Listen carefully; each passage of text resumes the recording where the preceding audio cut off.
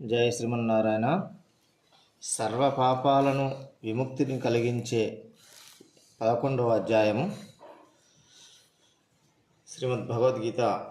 మేఘంకరము అనే నగరంలో సునందుడు అను పేరుగల బ్రాహ్మణుడు నిష్కాముడై గీత ఏకాదశ అధ్యాయం పారాయణ చేసి బ్రహ్మజ్ఞానిగా అలరారుచున్నాడు.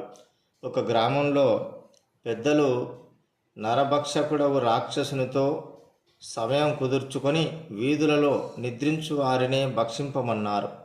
ఆ గ్రామానికి వచ్చిన సునందుడు గీత ఏకాదశ అధ్యాయం పారాయణం చేసి అభిమంత్రించిన జలముతో రాక్షసుని రాక్షసత్వం పోగొట్టి అతనిచే భక్షింపబడిన వారిని కూడా పునర్జీవితులను గావించెను.